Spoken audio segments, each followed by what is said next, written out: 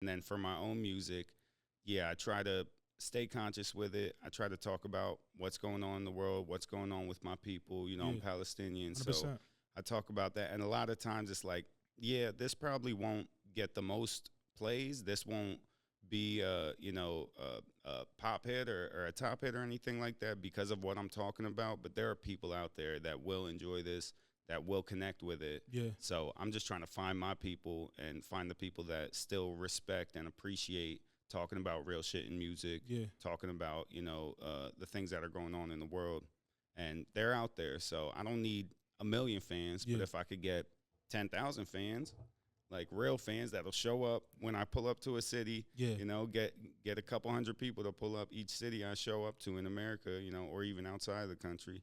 I feel like that's cool for me. That's success. My God, is that the faces of the future? Yo, yo, yo, it's your boy Mills. I'm sitting here in the NBT compound. I got A.Rob in the building today. How you doing today, bro? What's up, man? I'm good. Thank you for having me, bro. Yeah, of course, of course. What you been up to? Man, I've been making music. I've been cooking. I've been engineering for other artists. Been working on content Yeah. and really working on a lot of music for TV, films, commercials, that kind of vibe. You told me you was hooping before you got in here? I was hooping yesterday, man. Yeah. I'm beat. I'm getting a little too old for this. Yeah, that's how I feel. Like before I could go and hoop like days at a time. It's like now I gotta. If I want to hoop, I only can hoop like one day. I gotta take a little break. Knees hurting, body hurting, aching like crazy. Exactly. I was like, I'm gonna wake up at like 6 a.m. today, have a productive day before I get here. It's like hit that snooze button about 5 different times, bro. I was like, no, I made it though. I'm all right. We'll be good. Well, I'm glad you pulled up. But you say you're working on making music for like TV, film, stuff like that. What made you start focusing on that avenue? Yeah, I mean, it's like really tough to have success in the streaming world right now unless you have a very viral moment or there's a lot of things that go into being successful as far as streaming goes. So I found another avenue to have music that's not just sitting there doing nothing and it's still making money for me, and I feel like I've accomplished something with the music when it gets a placement on a Netflix show or on a commercial or some or a movie. I've gotten some of those placements recently, so it's a nice way to kind of balance it out. I still want the streaming success, but as I work on that, trying to get as much sync placements as possible right now. How does one like approach getting syncs? Like, what's the process outside of just like you making your music? How do you like submit it? Like, how do you get your stuff into these networks and shows? Yeah, there's a lot of different websites and sync libraries, they call them. So they kind of are a library full of music that they have deals with different networks. And then when those networks need a certain type of song, they can search. They have databases. They can search by what is said in the song. Like, if you want a song about, love, you can search love and it'll pop up all of these songs Yeah. and stuff like that. So I've connected with 3 different sync libraries in the UK, actually. And that's who I'm working with now. I just kind of been cold emailing it took a long time, man. I Yeah. sent out hundreds and hundreds of emails. And out of those hundreds, I got maybe like 10 replies. Yeah. Ended up working with 3 of those companies.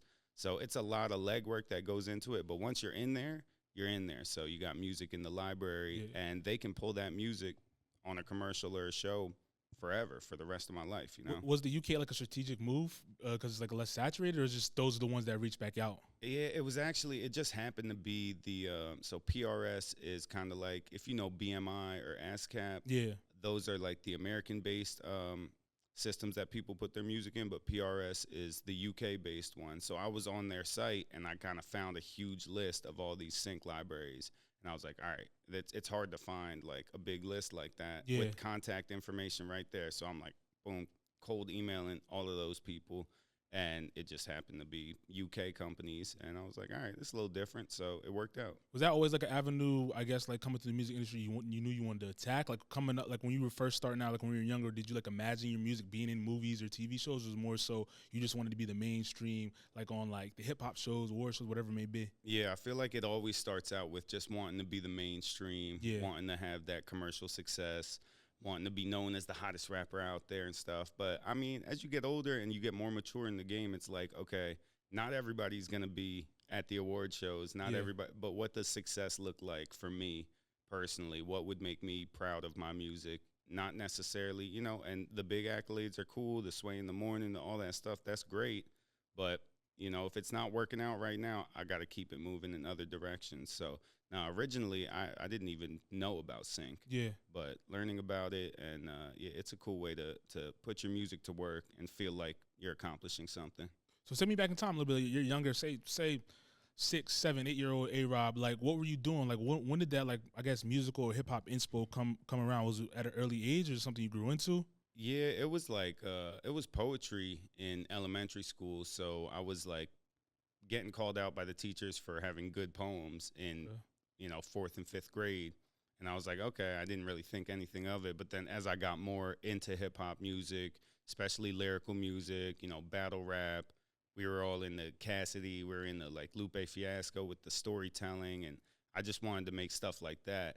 So then I kind of put the poetry into motion that way and started creating songs and raps about it. And I don't know, it kind of fell into place. And then I realized I was good at it. People liked it. And I was like, really wanted to keep pushing with it to see how far I could take it. You said Cassidy is one of your inspos. Are you originally from like the Philly area? Did you grow up in the Philly area? I'm from Harrisburg, PA. Okay. So 2 hours, about 2 hours outside of Philly. But Cassidy, yeah, I don't know where it came from, but he was really popping in Harrisburg.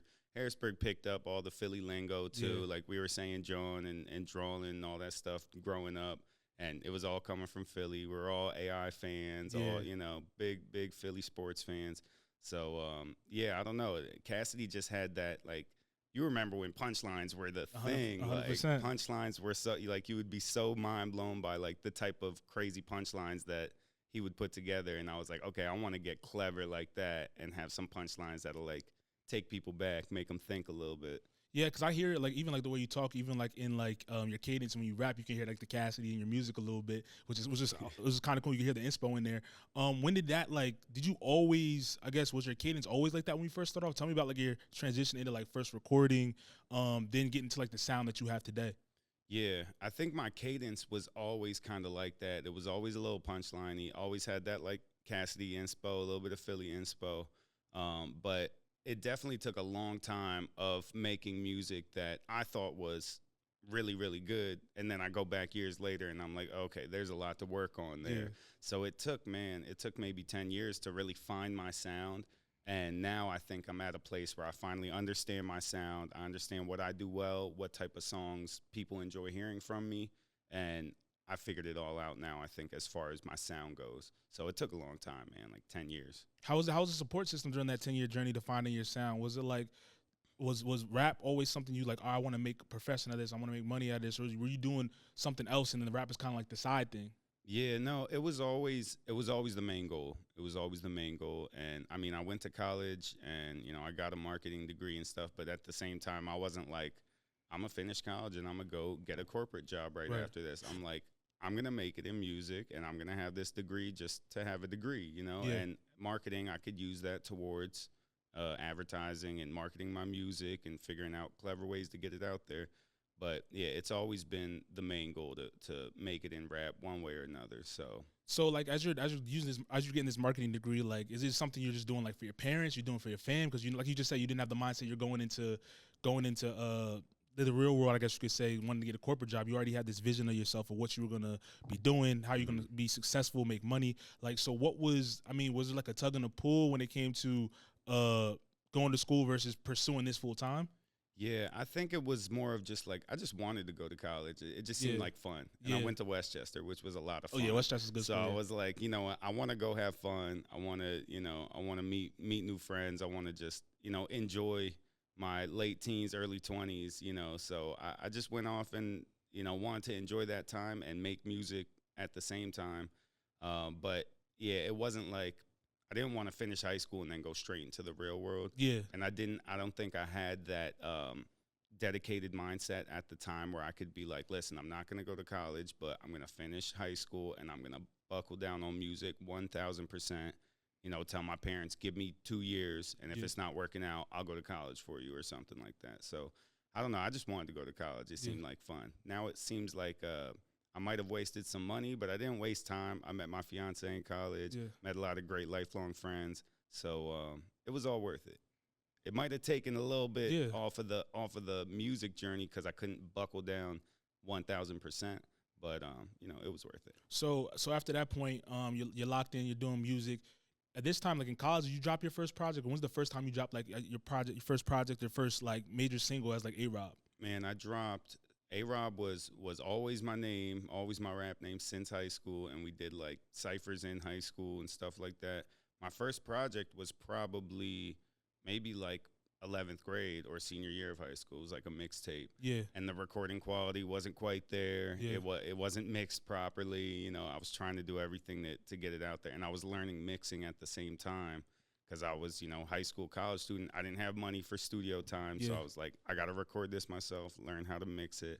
But yeah, I think it was called like, I had this whole Word series. Everything was Word, which stood for War on Real Dreams. Okay. And it was all like kind of war themed and military themed, but you know, the concept of it, going back to that Lupe Fiasco thing, doing like concept tapes, it was all like a war against those that are trying to kill our dreams, basically. Yeah. And we're fighting back against that. So yeah, I had like I had Word, War on Real Dreams. I had like Man of My Word. I had Word of Mouth. Like everything had Word in it. But the first one was probably like 11th grade, 12th grade, something like that. So I have a few questions off of that. So where does A.Rob come from? A.Rob stands for Always Remember Our Blessings. Okay. So I don't even know where I first came up with it. Like, my name is Amin Rahman, so it's like, I guess like A-Rob would have made more sense with my name. Yeah. But like, I don't know. I just said A-Rob, and I was like, well, let's make it stand for something, so at least it has some sort of deeper meaning. So yeah, that's where it came from. A lot of times I wish I would have just kept my name and just went by Amin. Why is that? I don't know. I feel like it just is smoother sometimes, I think. And the whole like letter dot, you know, part of your last name, I feel like that kind of got played out.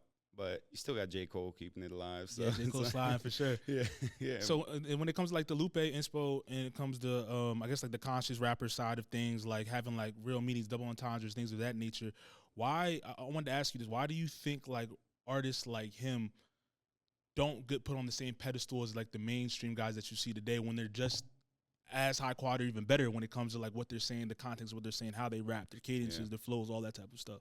I mean, they did though. Like back in the day, like they did get put on that pedestal. I think like when he was really at his peak, when Lupe had the Cool and he had you know, Food and Liquor, and he was really popping like that. I feel like people at that time, they put Common on that pedestal. You know, they put that conscious rap with deeper meaning and, you know, a lot of metaphoric you know, song ideas and all that stuff like that. They put those people on a different pedestal back then, but I feel like the conscious rap got like corny to people and nobody really gives a fuck about it anymore. So it's like, I don't know, a lot of people listen to music to kind of escape rather than to get deeper and think deeper.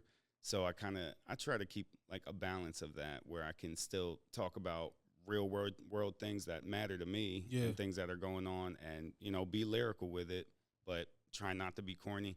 I don't know. I think people find it corny now. That's why they don't put them on that pedestal. I always wondered that because, like I said, like even like when I listen to your music, like you saying a lot of shit in your music. You feel me? It's like, and then you go to like stuff that's getting plays. It's just like almost just like a feeling. They're not really saying much. And I feel like when it comes to like the hip hop or rap scene, like that, the conscious side is what rap was originally built on. Like having meaning behind what you're saying and things of that nature. So when you go into the booth, what's your approach like to making a record? Do you like have like, do you have those moments like, all right, I want to say this, but is it really gonna get plays? Or like if you're trying to get a sync, I'm not gonna say this because I want somebody to pick my shit up just off the feeling. Like, what's your approach when you stepping into the booth? Well, so for my sync music, I make music specifically for sync. That I don't put out as like a single or like a project or something like that. So like I made a whole project for this company called Music for Sport, and it's literally they're asking for like hype songs for sports, you know. So type like I'm the greatest, or like you can't stop me kind of vibes. Like it's cool and I enjoy it and I still make a decent song out of it, but it's not anything that means that much like to me deeply, and there's not like any conscious value to it. But I make that specifically for the sync. And then for my own music, I try to stay conscious with it. I try to talk about what's going on in the world, what's going on with my people. You know, I'm Palestinian, 100%. So I talk about that. And a lot of times it's like, this probably won't get the most plays. This won't be a pop hit or a top hit or anything like that because of what I'm talking about, but there are people out there that will enjoy this, that will connect with it. Yeah. So I'm just trying to find my people and find the people that still respect and appreciate talking about real shit in music, Yeah. talking about the things that are going on in the world, and they're out there. So I don't need a million fans, Yeah. but if I could get 10,000 fans, like real fans that'll show up when I pull up to a city, Yeah. get a couple hundred people to pull up each city I show up to in America, or even outside of the country. I feel like that's cool for me. That's success. 100%. How important is it to use your platform and talk about like the stuff that's going on? Like speaking of like the Palestine stuff that's going on, you said you're Palestinian. So one, I'm interested like what is the things that are going on in the world? Like how's it affected you personally, and how do you translate that into what you put out when it comes to music? Yeah, I mean, I feel like I've always been in tune with stuff like that, probably because growing up as a Palestinian and seeing the way that my people have been treated, like my whole life, I saw that. So I've always been in tune with, people being treated unequally and just, all the bullshit that goes on out there. I've always been sympathetic to that and, tried to speak up for people who don't necessarily have a voice or just, it just means something to me. So I'm just talking about what's true to me and what bothers me. So, especially the Palestinian stuff because I am Palestinian, it hit me deeply, especially these past couple years where it really started popping off again in Gaza. So it's like, if I'm not talking about it in my music, then I feel like I'm doing myself a disservice. And if I talk about real shit in my music and it never gets to the peak that I want it to be, that's better for me than if I just push that stuff to the side, talk about whatever I think people will want to hear, and it does better. I feel like I won't feel satisfied off of that. How does it feel when you see like, cause I read some of the comments like when you're dropping music of that nature, talking about those things, and like people, it really resonates with people. So how does it make you feel like you're doing like the right thing when you're speaking on stuff like that? Yeah, super grateful for people that resonate with it and people that appreciate me speaking out or any of the other artists out there that speak out for it. There's a lot of people that are really grateful for us putting that into our music. So, and then there's a lot of other people with hate comments. Yeah. And that's cool. They can keep pushing my post through the algorim with those comments. That's what I was about to ask you. How does, like, when you, because obviously with this positive is always going to negative. So like, how does, I guess as an artist, in the landscape art today, everybody has something to say. So how does that make you feel, or what is like your response mentally when you see the hateful comments, and then when all you're doing is speaking up for your people and things that resonate with you, like close to home? Yeah, it's cool, man. I say a prayer for them. Like straight up, like I say a prayer for people like that. Whatever's going on in your life, whatever made you that angry, hateful person, like God bless you. So I focus on the positive.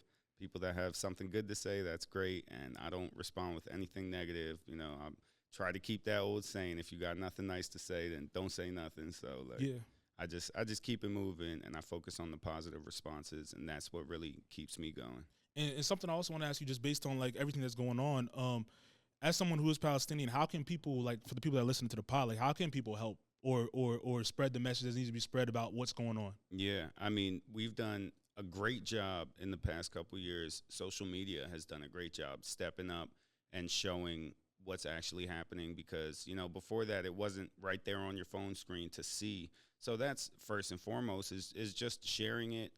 Even if you don't feel like sharing it on your social media, show somebody, show your parents, show your family, tell them, look at what's going on. Like, this isn't right. Look at how these children are being murdered. Look at how these innocent people are being treated and getting their land stolen, getting their people killed. I mean, it's been happening for over 75 years, but now you see it in full force right on your phone. So first and foremost, it's just talking about it, putting it out there. And, it's really hard to donate and get money there because, you saw recently they captured that, I don't know if you saw, they captured the ship that had people that were going to help. And it was like Greta and all them. Yeah. They were going to try to help. And, they won't even let any sort of help in as far as food, clothing, water. Like, they're trying to cut everything off. So it's tough to find good charities to donate to, but I've worked with Heal Palestine was a good one that I've worked with, and I know they do their best to get stuff in there. If you want to help, like financially and try to donate anything, that's a good one. But man, first and foremost, just talk about it. Talk about what's right. Tell somebody, tell your homie, tell your friends, tell your family, and just keep the conversation going. So that's first and foremost. Solid. And as we're continuing along like your career, you made it through college. You dropped that first project in 11th grade. How did like Sway in the Morning come around? Was that like something where you got just picked out of a hat? Is it something you submitted for? Like, cause the rap or the freestyle that you did, it went pretty viral on the internet. I've seen it posted a few times on different platforms as well, and I've seen like the one that you posted go crazy. So how did that come about? Yeah, that was a contest, and I hate contests because I've entered hundreds of contests, never heard anything back. Yeah. Never heard anything positive back, at least. And two of my friends sent me this contest, and I was like, man, I'm so done with contests. Yeah. But it was like Wu-Tang beat, put a verse on the beat. Like there was some other Wu-Tang rappers on the song as well. They're like, put a verse on the beat, send it in. They're going to judge. And there was like Ninth Wonder and other people judging like that, like some legends. And there was over 10,000 submissions. They picked 12 people to come to New York, go to Sway in the Morning, and freestyle live on the air with the RZA. He was there. He gave me this jacket. Jacket's hard. I was telling you before you walked in. That shit's tough. He gave everybody a jacket. So that's how that came about. And I was telling you before we started, too, I just got an invite out of the blue to come out to L.A. and do a cypher with Sway and King Tech. The original Wake Up Show. That's what their show's called, I believe. Yeah, the original Wake Up Show.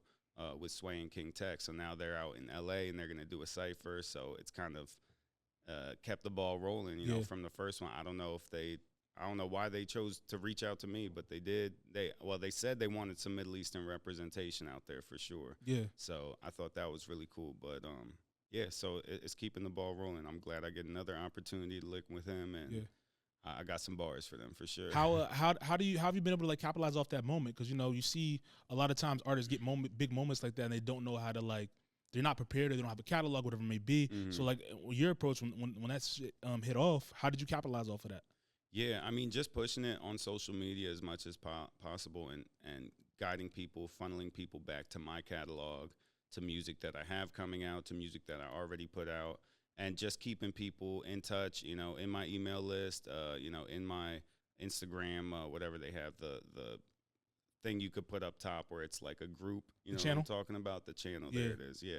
Funneling people into there so they can become, rather than just seeing me at one moment, they can actually become part of my musical journey and actually become fans. Because if people, if they resonate with that clip, that means they like bars, that means they like lyrical hip-hop, which I love, so we're on the same page, so I feel like they would enjoy more of my music. So just trying to loop them in, but that's a really difficult thing to do, Yeah. You see the people with the viral moments, and they can't capitalize on it, and you get that moment, you get your 15 minutes of fame, and then it's over, So I just did my best to kind of loop people in, funnel them into what I do. What I guess method has been most effective for you when it comes to like direct to consumer? Has it like been the channels? Has it been like your email list, text list? Like what's been your approach mainly? Yeah, I mean I'm slacking on email list and text list for sure. I need to do a lot better with that because I feel like that is really how you keep people in the loop. But yeah, just social media for the most part, and actually interacting with people on social media and thanking them personally one by one. It takes forever, but I'll reach out, I'll send messages. If somebody shares something, I'll send a message to them. I'll reply to their comment.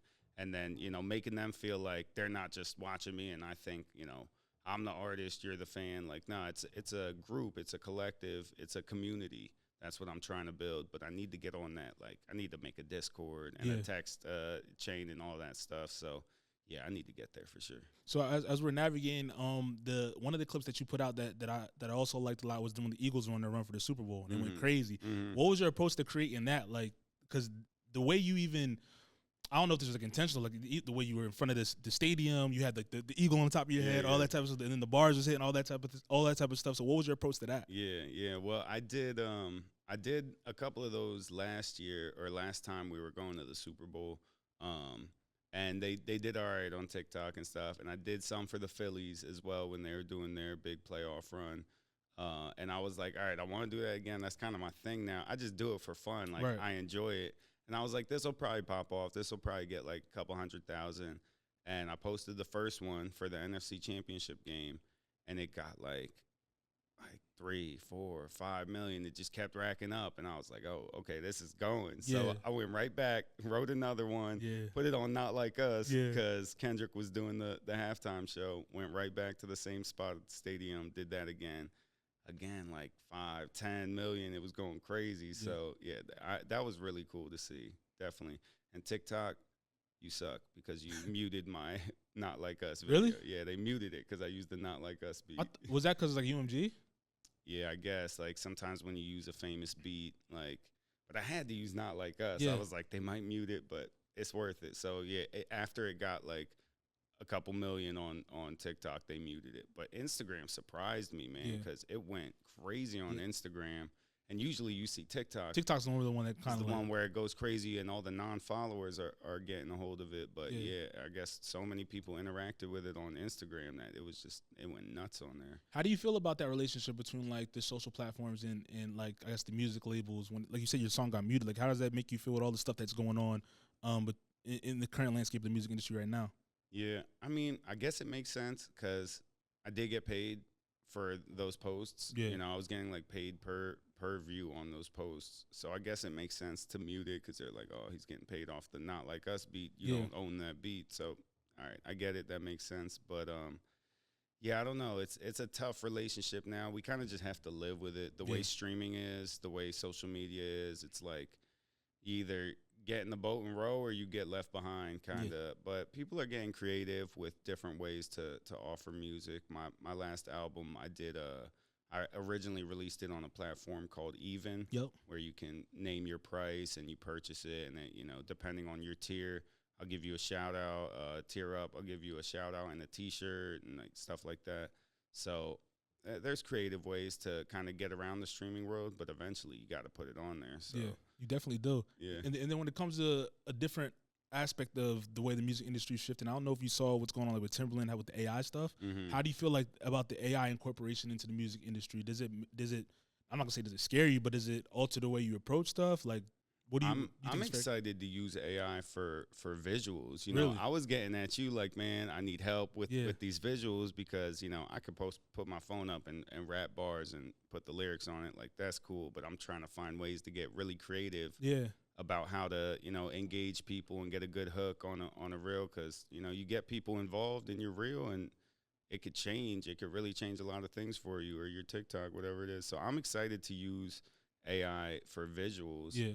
I've used some AI stuff for like making beats. They have like this one plugin where you can literally type in any sound you're imagining and they'll kind of just bring up like they'll just plug it right into your keyboard and then you can play the sound. So it's interesting. But as far as the voices, yeah, I didn't really look too deep into what Timberland is doing. So is he like, he said he's signing an AI artist? Yeah, right? so he's signed an AI. He wants to create the first like AI pop star. So completely AI, not a real person, like one of those digital like influencer type people where they're just making the music through AI. Like he's gonna obviously like curate what the sounds are gonna look like, but they're gonna push it through the AI. How are they gonna go on tour? That's a question. Yeah, see, that's a question we just had on our pod the other week. They said, so I brought the proposal, like, you remember when the Tupac had the hologram? Mm-hmm. That's maybe how they're going to do it when they come out. Or like the Gorillas kind of deal. They could just have like Timberland up there, but the whole background screen is all his AI artists and stuff like that. Yeah, do you think that'll be effective?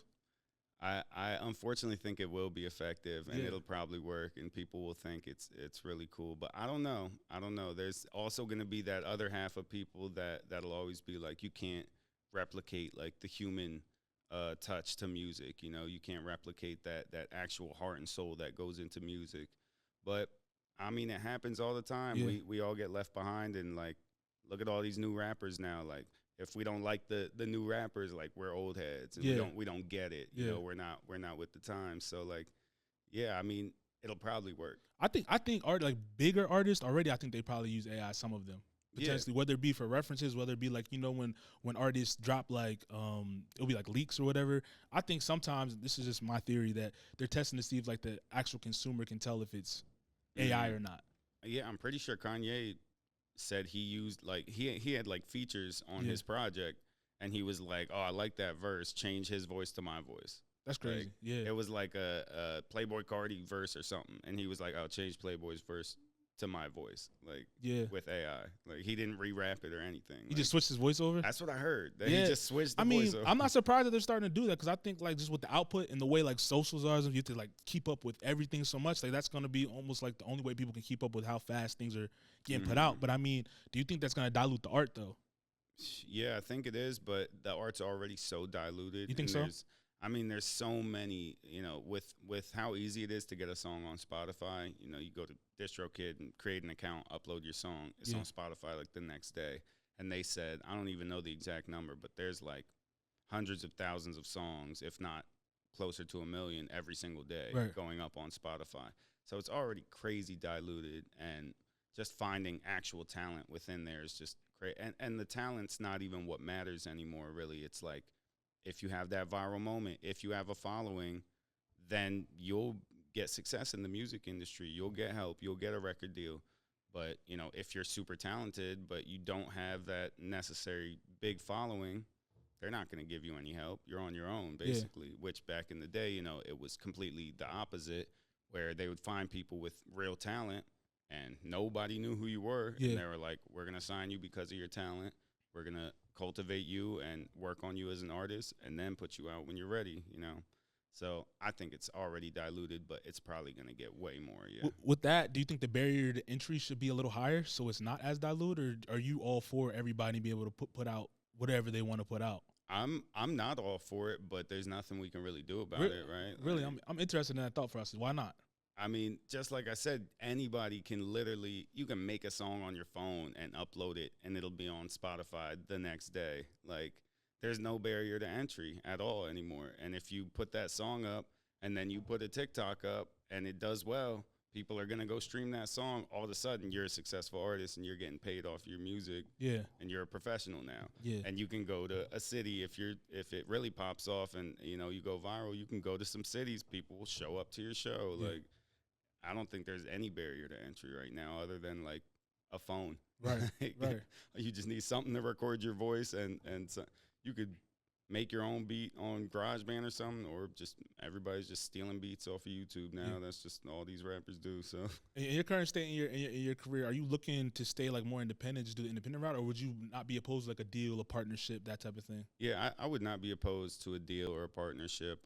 I've been putting together my press kit and, all my accolades and my music so far, so I can start pitching it out and finding something that might work. But it's going to have to, I'm going to have to find a label that makes sense, a label that kind of aligns with my values and my morals and isn't scared to still put out a conscious rapper and isn't going to, stop me from saying certain things. Right. And there are labels out there that still have, real dignity and put out honest rappers and honest music. So I think I could find something. So some sort of partnership would be great, just for the marketing, especially, like just for pushing it out there. Like, I can make the music, but just helping me get it where it needs to be, get it on the websites, the blogs, get other TikTokers and people on Instagram to share it and stuff. So I could use some help in certain areas. I would not be opposed. No, definitely. And if someone were to come up to you and ask, yo, A.Rob, when it's all said and done, your career, like what is your mission as an artist?